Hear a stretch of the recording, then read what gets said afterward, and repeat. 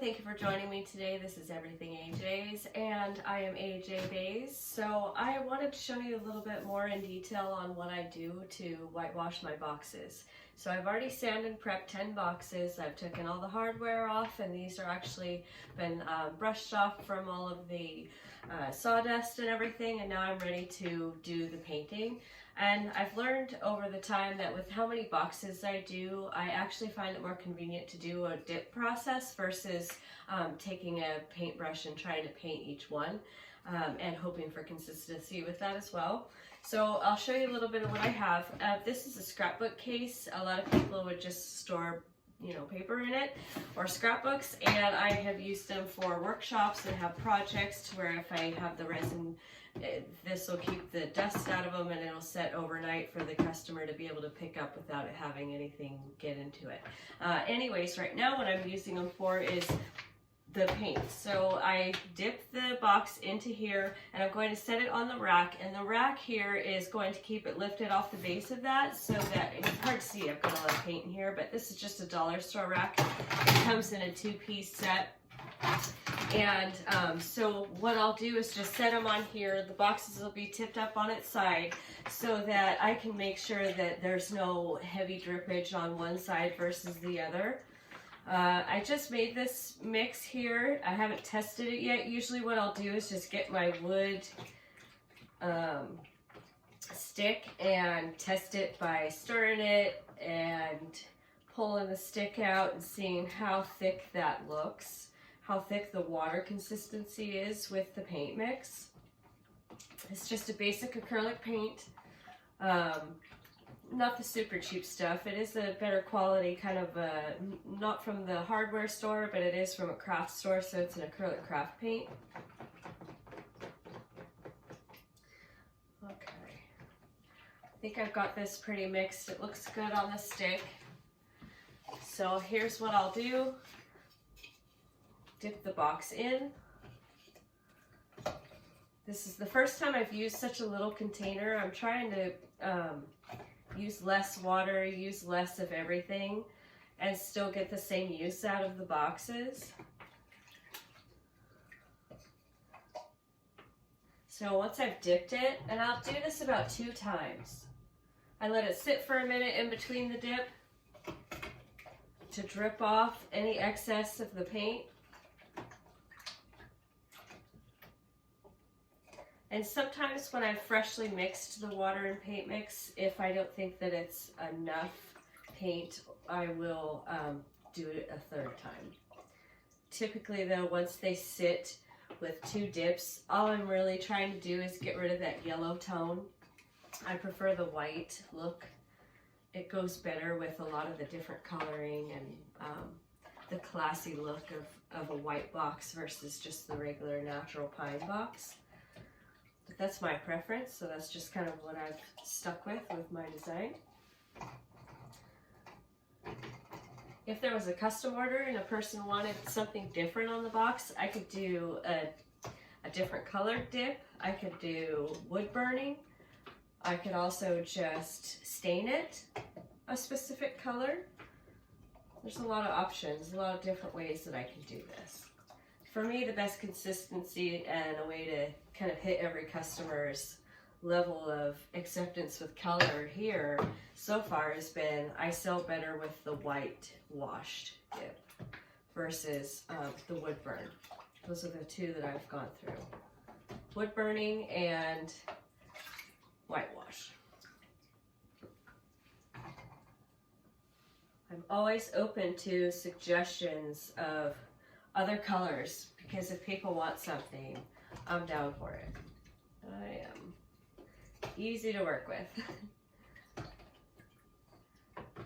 It looks like my little container's working so far. I might need to add more paint. I'm not seeing very much of the color changing in these boxes on that first dip. So we'll see. I'll get through them all just so they're all the same either way.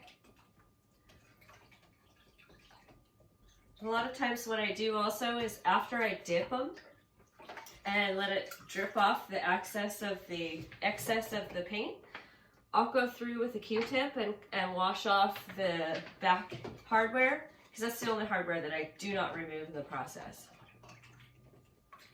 So if I wash it off, it just kind of gives it a little bit of a cleaner look, but still kind of antiques it in a way.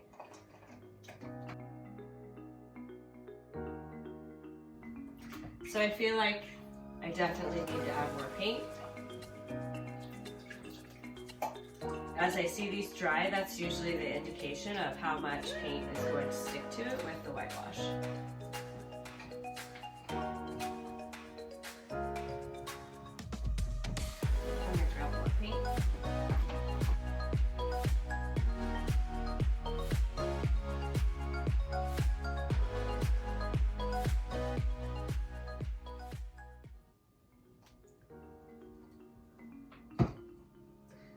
Hopefully you can see, I mean, I think I can tell the difference there from what I can view, but this is the one I just dipped. This is one that I have the first round dipped, so big difference there, for sure.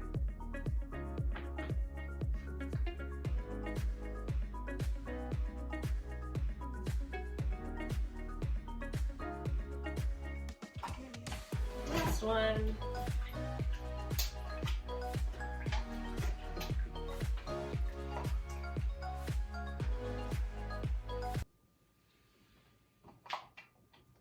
Okay, so now I'll go back to the first one. See how there was quite a bit of water that dripped out? I'll flip it around and do it just like that.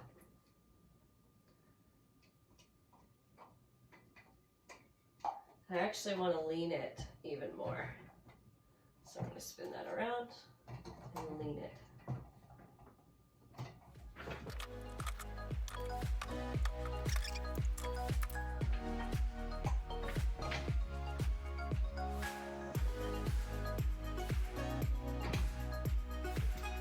Okay, so now I'll grab a Q-tip. And it's a dry Q-tip, so I'm just going up and soaking up the water, paint water, whatnot, that is inside of the screws here. Just a little cleanup. A little nicer presentation in the long run if those are clean, because that paint water will stay in there, and sometimes it can even cause it to rust up a little bit. So we just get rid of that.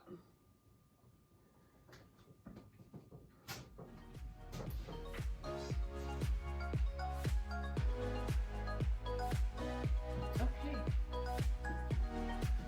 That's all of that. So now what I'll do is going to set these in front of a fan. And as soon as I'm done with the drying process, it's time to start taping these boxes up and prep them for the last step before the resin gets poured onto the top of each one of these boxes. Okay, so I'll be right back.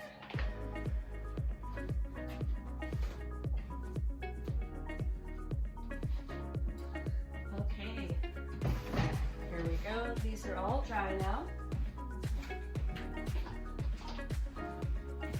And it's time to tape. Okay, so here's what I do first. I use a turning table and a little bit of a gripper strip here so that when I'm doing my tape around the box it stays put.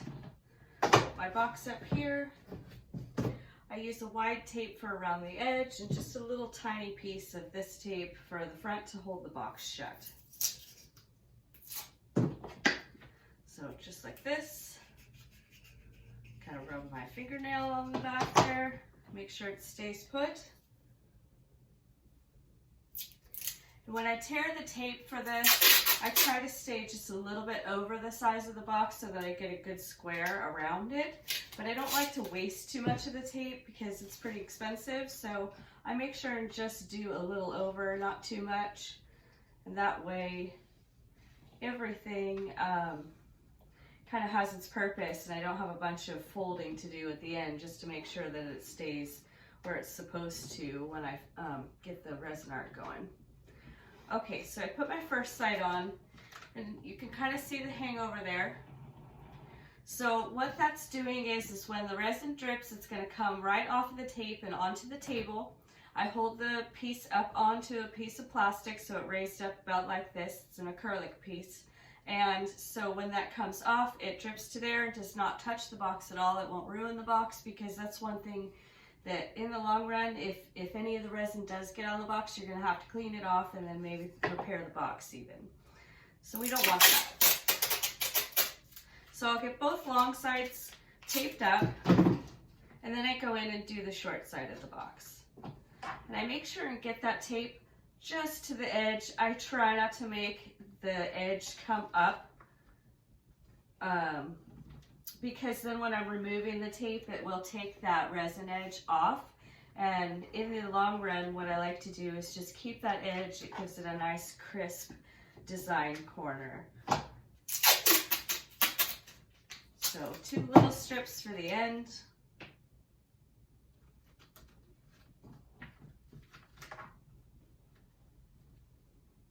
And I do use my fingernail for the pressure on the box to make sure that this stays together, especially in the corners where the tape meets, because sometimes I will see that the resin will bleed between the 2 pieces of tape and where that's sealed up. So now all I do is just take the edges here and kind of fold them up, spin the box, put pressure again.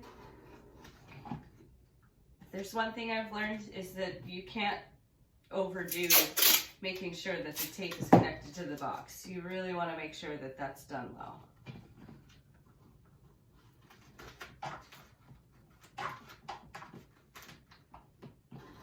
Okay. First one is done. So as you can see, there is the full square of the box. Here's the underneath. You can see when I spin it there, it's got a little bit of a hat, so to speak. All right, so that box is done. And what I'm going to do is do that with all 10 boxes, and then once all 10 boxes are done, I'm ready to actually apply the resin. So I'll go through and do that right now and put all of these pieces together, and then we'll come back to it.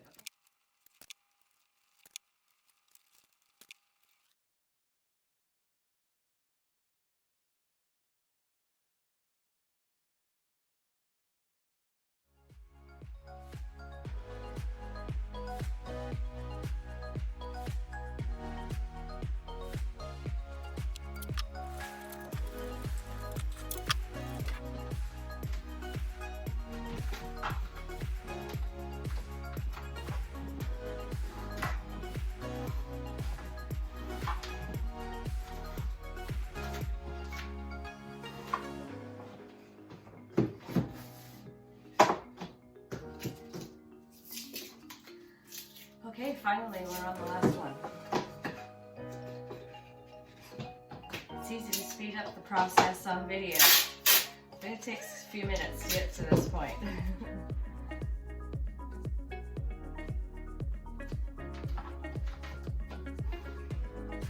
So many steps for such a little box, but it's worth it. It's really worth it in the long run, because the details on the box alone kind of give it that character and everything. It's not just some boring square box. So I'm willing to do the labor to get the look.